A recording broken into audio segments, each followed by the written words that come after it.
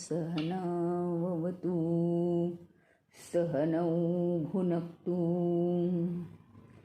सह वीर्यं करवावहै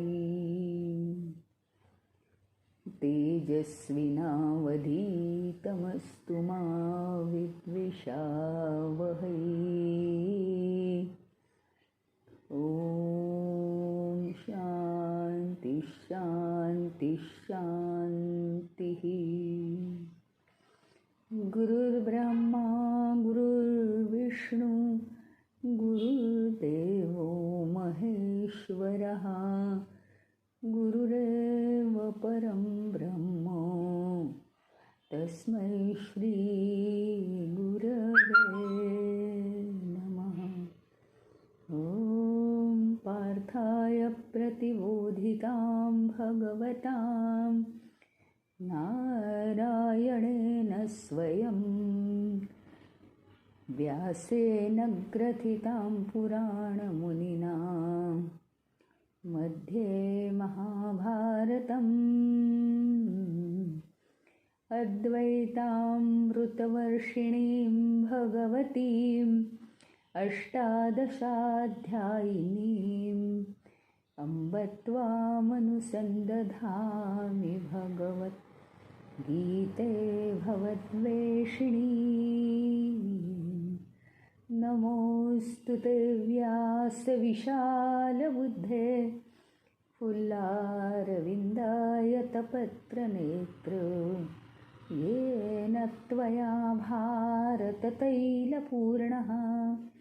प्रज्वालितो ज्ञानमयः प्रदीपः प्रपन्नपारिजाताय स्तोत्रवेत्रैकपाणये ज्ञानमुद्राय कृष्णाय गीतामृतदुहे नमः। सर्वोपनिषदो गावो दोग्धा गोपालनन्दनः पार्थो वत्ससुधीर्भोक्ता दुग्धं गीतामृतं महत्। वसुदेवसुतं देवं कंसचाणूरमर्दनं देवकी परमानन्दं कृष्णं वन्दे जगद्गुरुं। कृष्णं वन्दे जगद्गुरुं। काल 8व्या श्लोकामध्ये आपण बघितलं होतं, ममैवांशो जीवलोके जीवभूतः सनातनः मनःषष्ठानीन्द्रियाणि प्रकृतिस्थानि कर्षति। काय म्हणतात भगवंत?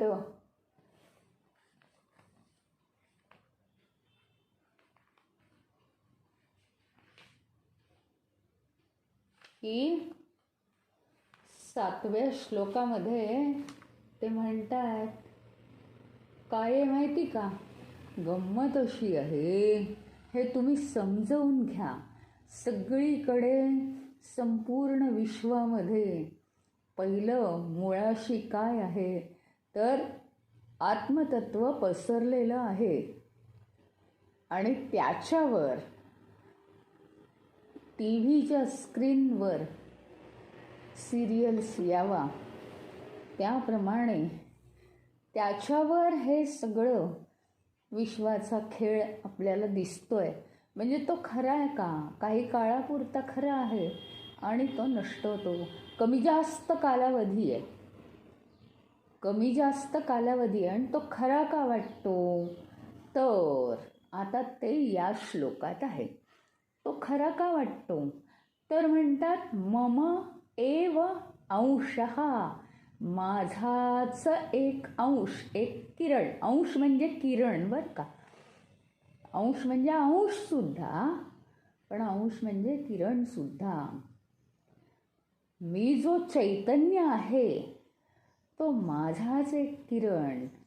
जीवलोके, या लोक म्हणजे विश्व, या विश्वामध्ये जीव बनून जातो.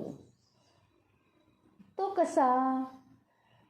माझाच एक किरण प्रकृतीशी संलग्न होतो आणि जडदेहाशी तो संयोग पावतो आणि जीवात्मा बनतो. मम एव अंशः जीवलोके जीवभूत सनातनः. जीवभूत होऊन जातो तो. जीवभूत म्हणजे त्या जीवात्मा आहे ना, जीवात्मा म्हणायचं त्याला. देहामध्ये असलेला चैतन्याचा अंश. देह हा चैतन्याशिवाय जगेल का? पण तो जो देहामध्ये चैतन्य आहे ना, ते मिक्सचर आहे हो. मिश्रण. कशाचं मिश्रण आहे? देह, जडदेह, वाईट विचार आणि प्रवृत्तीसुद्धा सगळ्यात जडच आहेत.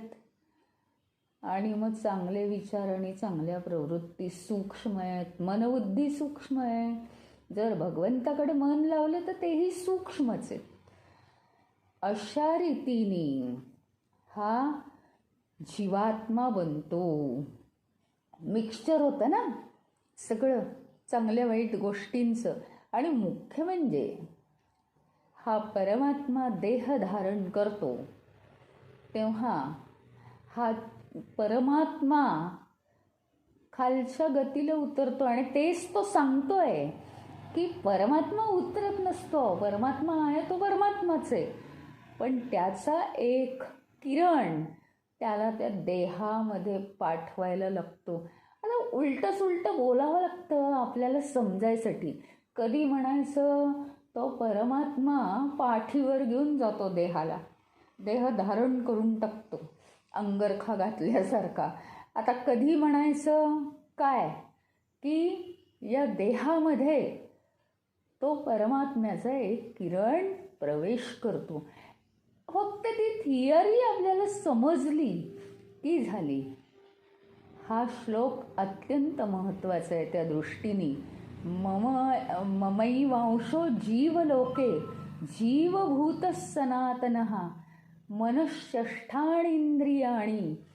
मन हे 6वं इंद्रिय आणि इतर 5 इंद्रिय प्रकृतीस्थानी कर्षती आकर्षती.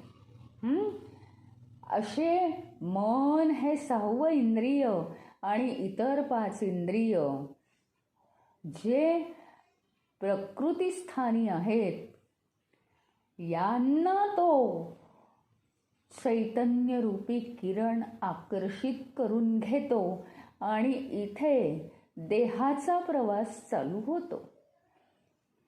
त्यामुळे आपण आपल्या स्वरूपावर जर राहिलो तर आपल्याला त्रास होत नाही. स्वरूप कोणतं आहे आपलं? चैतन्य. चैतन्य कसं आहे? अपरिवर्तनशील आहे. आणि बाकी या सगळ्या सृष्टीचा खेळ आहे. खेळ कसा आहे? टी व्ही स्क्रीनवर सिरियल तशा या सगळ्या गोष्टी आपल्याला दिसणार आहेत, हातीसुद्धा लागतील. कारण काय? आपण देहात्मक आहोत ना, देह आहे आपल्याला. त्यामुळे देहाच्या पातळीवर माझ्या हातात पाण्याचा ग्लास असेल तर मी खोटं बोलीन का? नाही. देहाच्या पातळीवर हे खरं आहे. पण अहो, पाण्याचा ग्लास असणं ही प्रक्रिया कशी आहे? टी व्ही स्क्रीनवर सिरियलसारखी आहे. म्हणजे ती येते आणि जाते.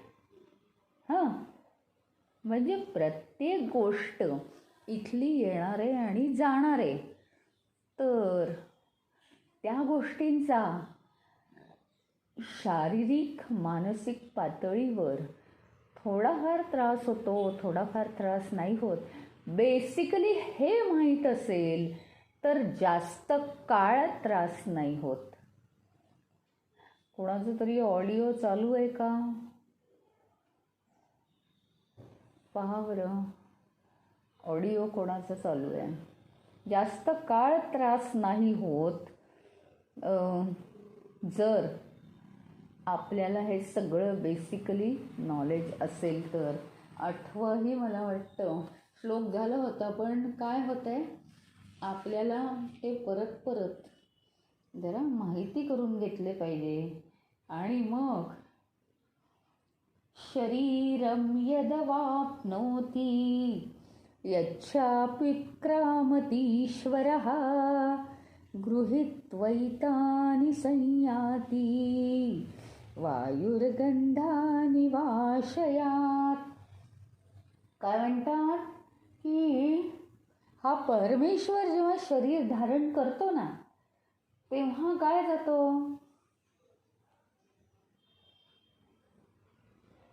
तेव्हा काय काय होतं? तेव्हा शरीर धारण करतो आणि काही काळाने तो ते शरीर सोडून पण जातो.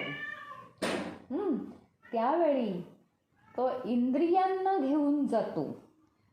इंद्रियांना घेऊन जातो म्हणजे काय? इंद्रियांमधल्या वृत्ती घेऊन जातो. आणि आता बघा, सुगंध सुटलेला असतो बरं का, सुगंध सुटलेला आहे, तर तो सुगंध सगळीकडे पसरतो आणि काही वेळाने तो नाहीसा होतो. वाऱ्यामुळे तो सगळीकडे पसरतो. मग जिथे सुगंध आहे, जिथे अगरबत्ती आहे, जिथे काहीतरी आहे, तिथे त्या स्थानापासून जसं वायू नेतो, तसं या जीव असलेल्या शरीरात असलेल्या स्थानापासून तो त्यातल्या, म्हणण्याचा उद्देश असा आहे की सूक्ष्म जे शरीर आहे, सूक्ष्म शरीर काय काय आहे, बारीक सारीक इंद्रिय प्रवृत्ती, मन आणि बुद्धी, मनाचे जे जे विचार मृत्यूसमयी आहेत ते सगळं, आणि वासना, चित्तामध्ये असलेल्या वासना, बुद्धी कशी चालवली आहे संपूर्ण जीवनभर, किती सूक्ष्मता आहे, सगळं सगळं सगळं तो नेतो बरोबर. आणि फक्त देह इथे ठेवतो, जड देह, बाकी इथे प्रवृत्ती राहत नाही. देहाबरोबर हे सगळं संपत नाही बरं का.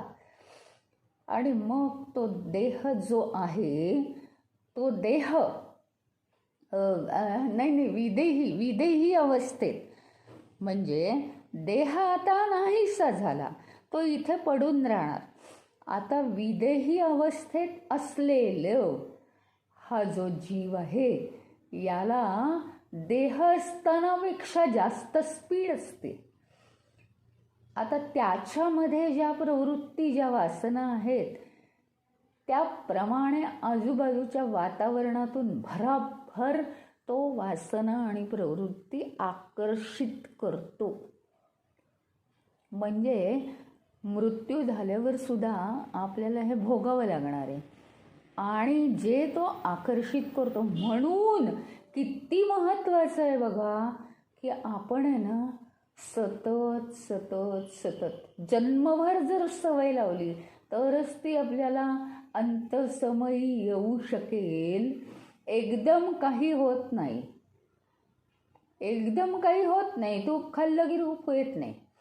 म्हणून जन्मभर आपल्या प्रवृत्ती चांगल्या ठेवाव्या, कुणावर उपकार नाही, आपलं मन शुद्ध ठेवावं आणि एकही वाईट विचार मनात येऊ नये ह्याच्यासाठी सतत आपण काहीतरी प्रॅक्टिस ठेवावी. भगवंताचा जप, नंतर ध्यान, काहीतरी एक प्रॅक्टिस ठेवावी की आपलं सगळं मन बिन शांत राहिलं पाहिजे.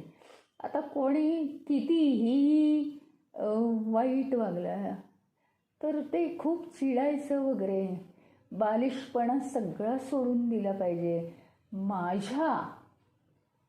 माझ्या विदेही अवस्थेत जी त्या सूक्ष्म शरीराला स्पीड येणार आहे आणि तो जे वाईट आकर्षित करेल त्याच्याऐवजी त्याला चांगलं आकर्षित करू दे, ही आता मला तयारी केली पाहिजे. बघा तुम्ही आपल्या जीवनाचं स्टँडर्ड किती वाढलं. फक्त आज आणि उद्याचं आपण बघत होतो आणि म्हणत होतो मग यांनी असं केलं तर मी नको आहे का तसं करायला.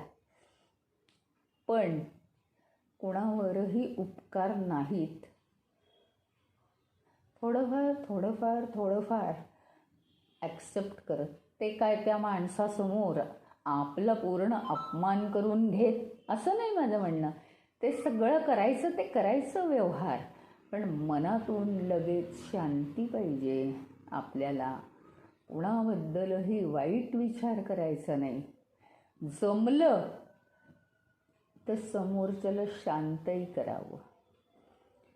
आपण फक्त आपला फायदा बघायचा की पुढे आपलं काय होणार आहे, आणि मग विदेही अवस्थेत या सूक्ष्म शरीराने जे आपल्या प्रवृत्तींप्रमाणे भराभर फुल स्पीडने आकर्षित केलं त्याप्रमाणे योग्य वेळी त्याला देह मिळतो. मग वाईट असेल तर भोग भोगावे लागतात, चांगलं असेल तर सुख प्राप्त होतं. त्याच्यामुळे हे सगळं त्याच्यावर अवलंबून आहे.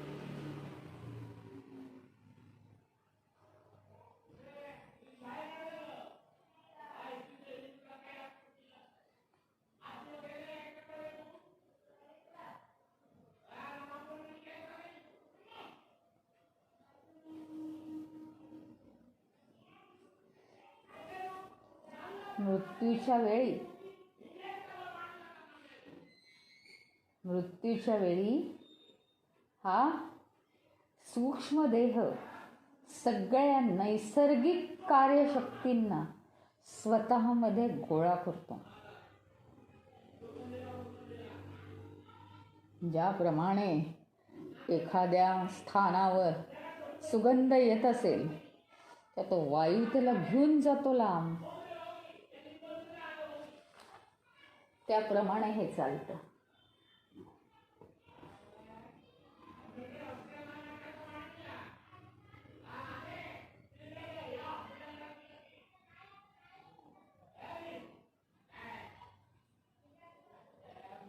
आणि म्हणून प्रत्येक वेळी राहायचं समष्टीमध्ये, लोकांचा चांगला विचार करायचा. स्वतंत्र जितकं तुम्ही जगायचा प्रयत्न कराल ना, स्वतंत्र तितकं भिंती येतील, 4 भिंती. जीवन तुमचं लिमिटेड होईल. लिमिटेड जीवन झालं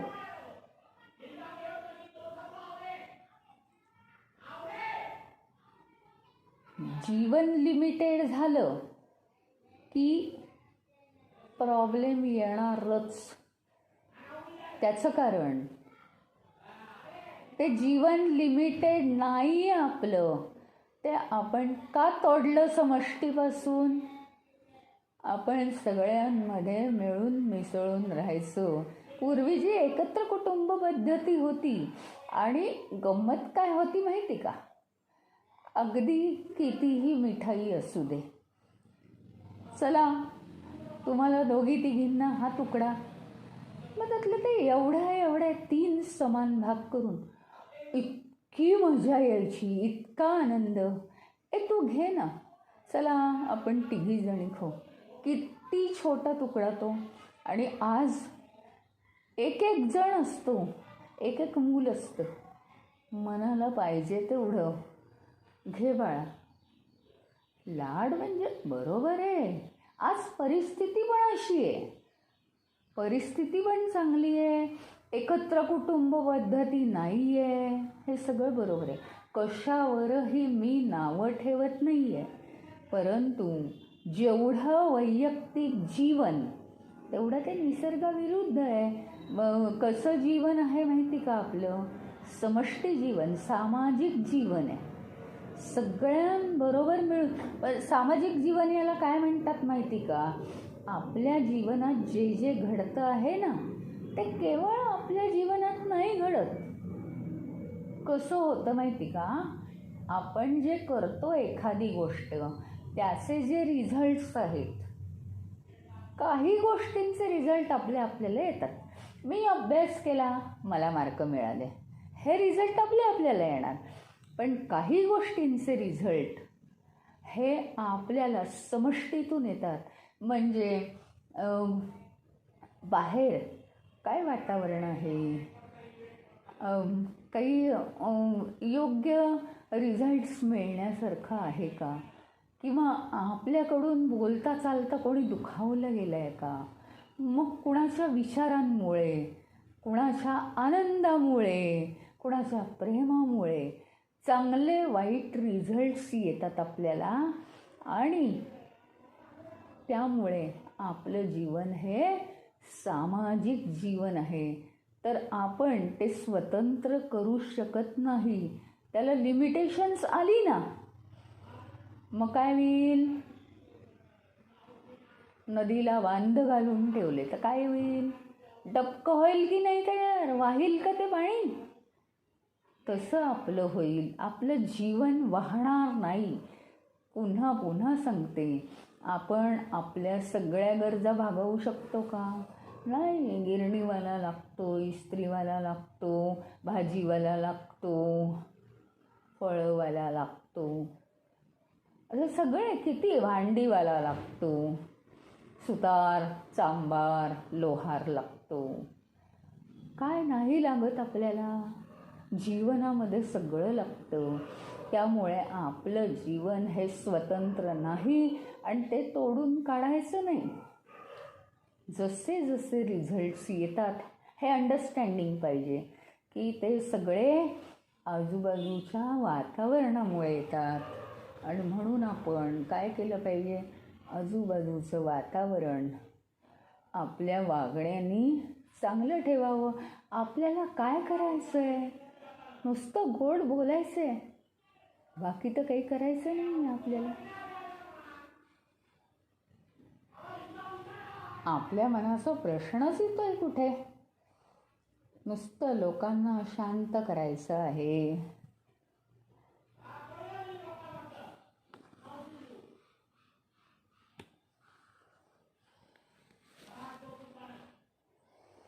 पुढे जाऊन ते म्हणतात, श्रोत्रं चक्षुस्पर्शनं च रसनं घ्राणमेव च आदिष्ठाय मनश्चाय विषयान् नृपसेवते.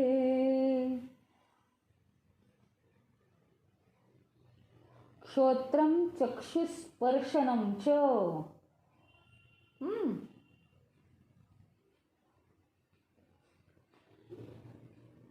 श्रोत्रम कान, चक्षु डोळे, स्पर्श त्वचा, रसनम जीभ, घ्राणमेव च नाक. ही जी ज्ञानेंद्रिय आहेत, तसंच मन है ना, अधिष्ठाय मनश्चाय, त्यांच्याचप्रमाणे मन सुद्धा, यांचा अधिष्ठाता होतो तो जीव.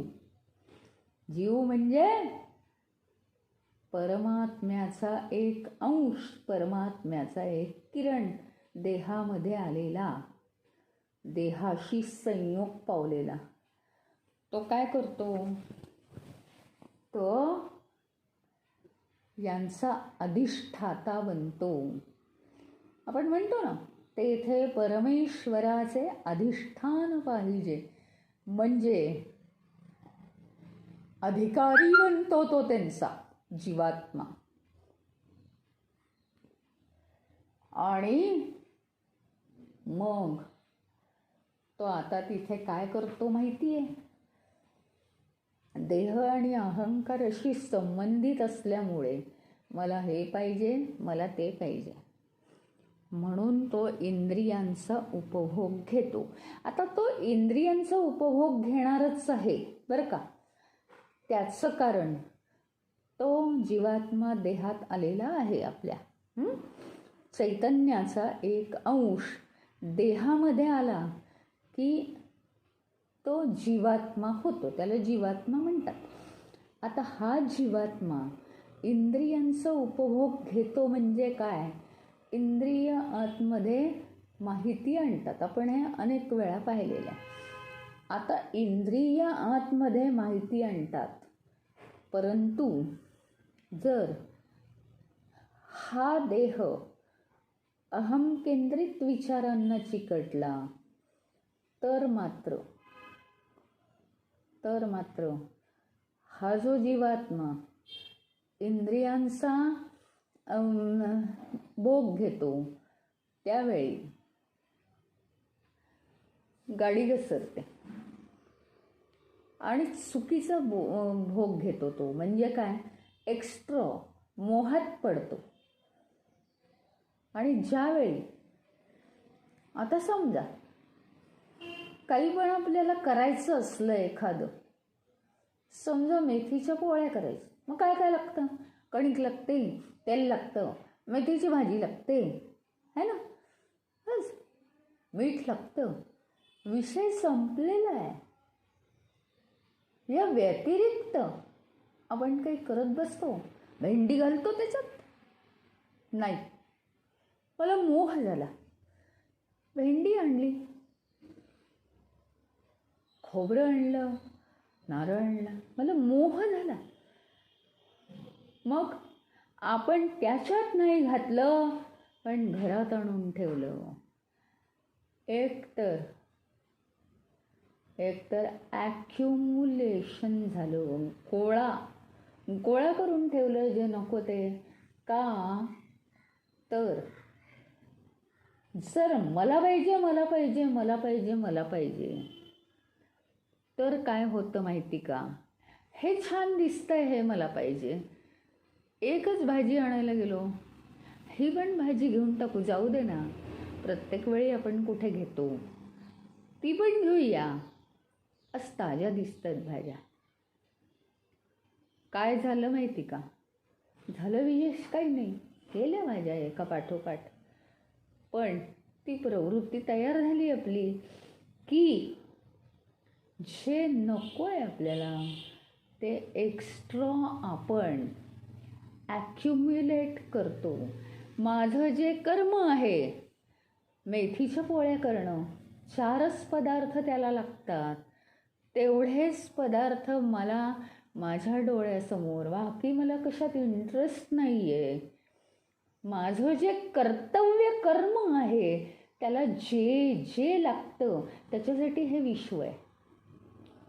आणि मग या जीवात्म्याने इंद्रियांचा भोग घेतला तरी चालेल, पण इंद्रियांनी जी माहिती आणली आहे ती काय? हे कर्म आहे, याला काय काय लागतं ते जातात बाहेर, माहिती गोळा करून आणतात. आणि मग त्याप्रमाणे सगळ्या क्रिया सायंटिफिकली होत राहतात. तिथे अहंकाराचा, अहम केंद्रित विचारांचा पूर्णपणे ॲब्सेन्स पाहिजे. केवळ जीवन हे एक केवळ कर्तव्य आहे.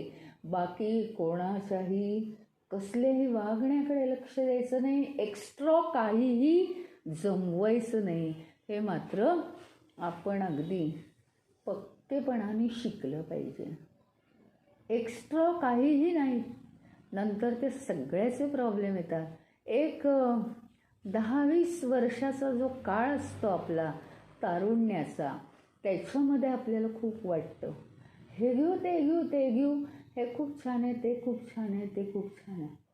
आणि एकदा का ढासळलं, प्रकृती ढासळली की या कशाचाही इंटरेस्ट वाटत नाही आपल्याला. हे निसर्ग नियमानुसार आहे बरं का. म्हणजे काही दुःख आहे, फार वाईट आहे अशातला भाग नाही आहे. परंतु भगवंत ते वेगळ्या भाषेत सांगतायत की जर आपण प्रत्येक वेळी विवेक बाळगला आणि जास्तीचं काहीही आणलं नाही तर आपण व्यवस्थित कोणताही मोह न करता आपलं जे जीवनाचं ध्येय आहे की मला माझी कर्म करायची आहेत, वासनांचा क्षय करायचा आहे, बाकी मला कशात इंटरेस्ट नाही बस. पण बाकी या विश्वाचे नियम आपण रोज लक्षात घेतोय. आपल्याला अगदी नाही वाचले आता कधी तरीसुद्धा ते मनात ठसलेले आहेत. रोज रोज रोज आपण शिकतोय.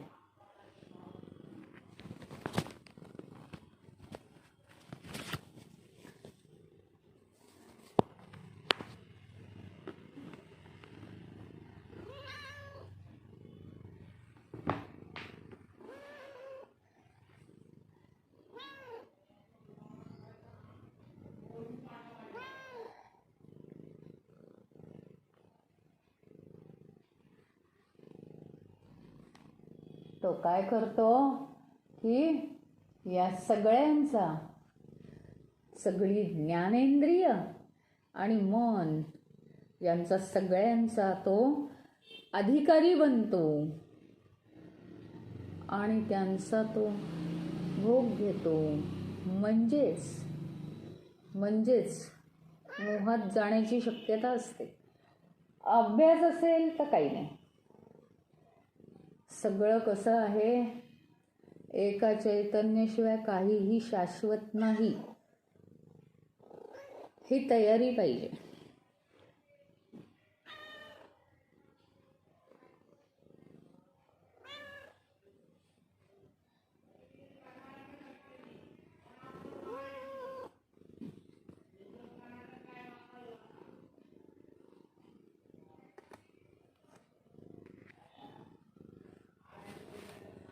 तर पुढे 10व्या श्लोकात म्हणता, उत्क्रामंतं स्थितं वापी भुञ्जानं वा गुणान्वितं विमूढा नानुपश्यन्ति पश्यन्ति ज्ञानुचक्षुषः.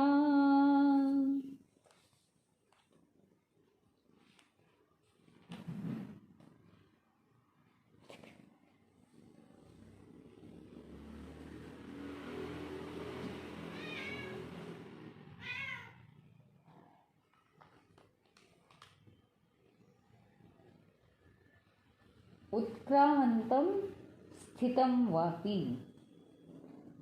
उत्क्रामंतं म्हणजे सोडून जाणारा, किंवा शरीरात राहणारा. भुञ्जानं विषयांचा भोग घेतो. गुणान्वितं गुणांशी युक्त असलेल्या, गुण आहेत ना सत्वरजतम, असा गुणयुक्त असलेल्या विषयांचा तो भोग घेतो. विमूढा न अनुपश्यन्ति. अतिमूढ म्हणजे मूर्ख लोक आहेत. आयुष्यात ज्यांना हे सगळे नियमच माहीत नाहीत ते न अनुपश्यन्ति, कधीच पाहत नाहीत. परंतु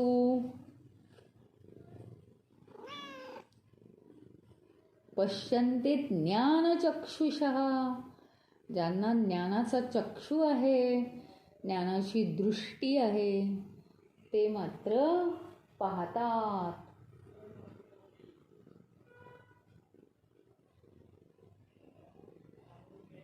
शरीर सोडून जाणारा असो किंवा शरीरात राहणारा असतो, बरं का, तो काय करतो? त्रिगुणांशी संबंधित असलेल्या विषयांचा उपभोग घेतो. पण जो मूर्ख आहे तो कधीही त्याच्याकडे लक्ष देत नाही, आणि जो ज्ञानी आहे तो मात्र या सगळ्यापासनं अलिप्त राहतो.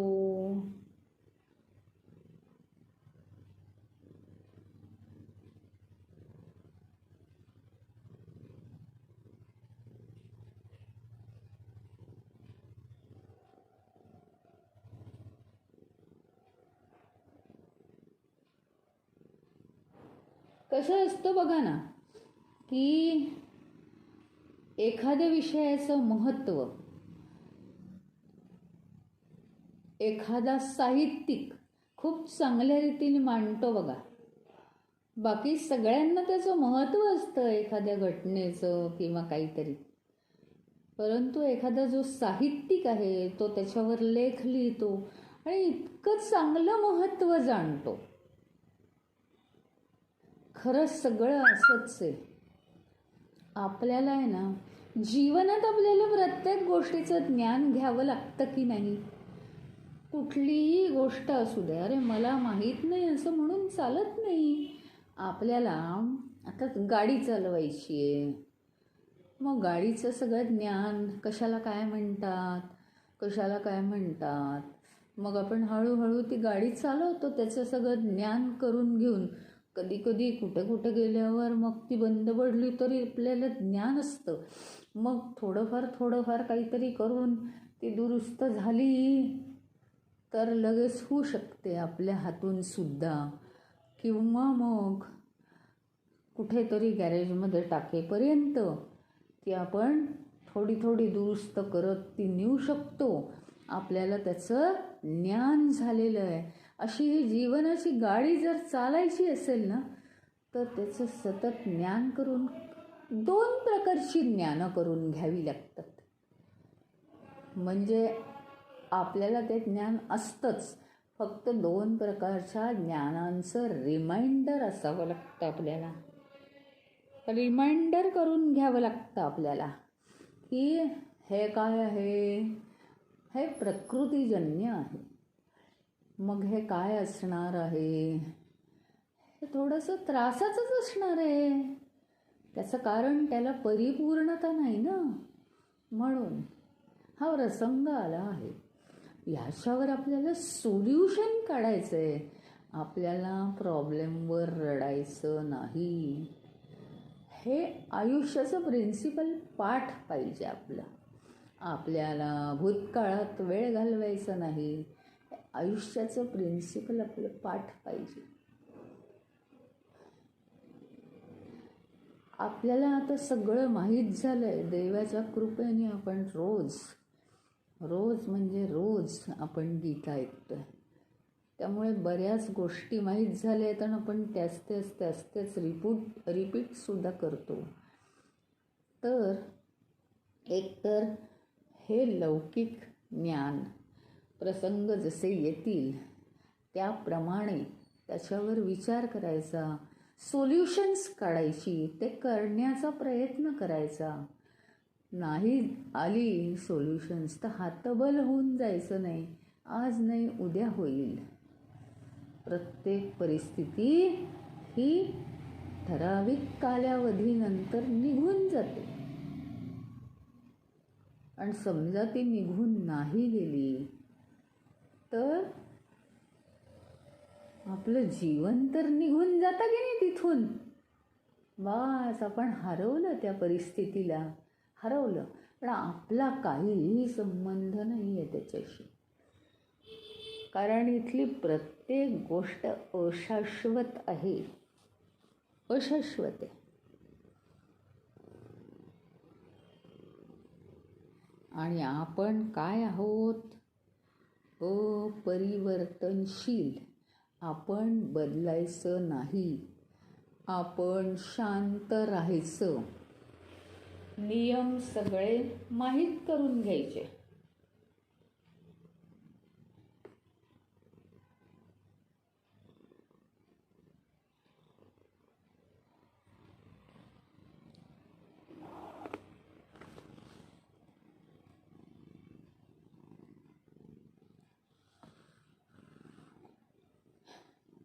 आणि इतकं सगळं ज्ञान असताना आपल्याला आता ह्याच्या पुढच्या आयुष्यात कसलाही त्रास होता कामा नये. म्हणजे अगदी तो त्रास होणं म्हणजे काय आहे? बघ ना ग आई, हा दादा कसा करतो, या पद्धतीचं झालं हा त्रास. म्हणजे आपण लहान आहोत का? आपण मॅच्युअर आहोत. पहा ना, याचा मला त्रास होतो, त्याचा मला त्रास होतो. आता नाही त्रास होत. सृष्टीचे नियम कळले. एकतर आपल्या कर्माला अनुसरून ते नसेल म्हणून आपल्याला त्याचा त्रास होत असेल. बाह्य गोष्टींना आपण आकर्षित करत असू. नाही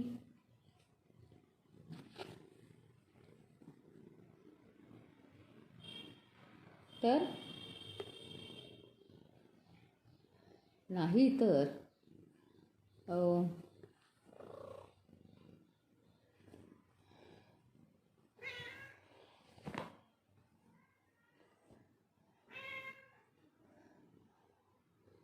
इतर काहीतरी आहे. पण त्याचे नियम माहिती आहेत की नाही आपल्याला? इथल्या सगळ्या गोष्टी आपापला कालावधी घेऊन येतात आणि जातात. मग ते प्रॉब्लेम ते जातील ना. आपण सॉल्व करण्याचा प्रयत्न करू, परंतु आपण त्याच्यावर नावं नाही ठेवत बसायची. ते जसं घडणार आहे तसंच घडणार आहे. आणि थोडंसं आपण असं पण म्हणायचं की प्रवास चालू आहे जीवनाचा. विंडो सीट मिळाली आहे. कधी दृष्टीला जंगलं येतील, कधी दृष्टीला सुंदर निसर्ग येईल, कधी दृष्टीला लाल लाल लाल लाल उगवणारा सूर्य सुद्धा येईल. मन मोहवून टाकेल, आनंदी आनंद सुद्धा होईल. पण यातलं काहीही टिकणारं नाही आहे, हे मात्र खरं आहे. हे मात्र निश्चित आहे. काहीही टिकणारं नाही.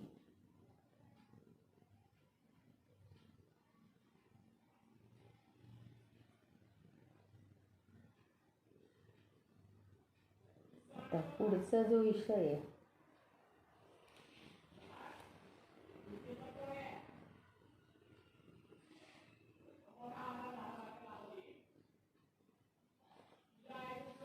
अकरावा श्लोक, यतन्तो योगिनश्चैव. हा श्लोक इथून जरा थोडंसं वेगळा विषय चालू होतोय. आणि पुन्हा आपण कसं आज 2 श्लोक मागे जाऊन आपण घेतलं ममई वांशो जीवलोकेपासून, कारण रेफरन्स लागतो त्याला. तसं ते होणार आहे. त्याच्यामुळे हा सविस्तर विषय जो आहे 11व्या अध्यायाचा बदलणारा विषय आहे. आणि ते सगळे विषय मात्र अतिशय सखोल आहेत, अतिशय सखोल आहेत. तर त्याच्यामुळे आपण आता उरलेला भाग आपला, आता उद्या काय आहे, शनिवार रविवार सोमवार हे 3 दिवस झाल्यावर आपला स्टडी ग्रुप आता नसणार, कार्यक्रम आहे ना. आणि उरलेला भाग आता आपला बुधवारीच होईल, कारण मंगळवारी स्टडी ग्रुप असेल. तर आपण आता बुधवारी घेऊ उरलेला भाग, म्हणजे 11वा श्लोक. 10 झालेत आपले. आणि प्रार्थना करून घेऊ.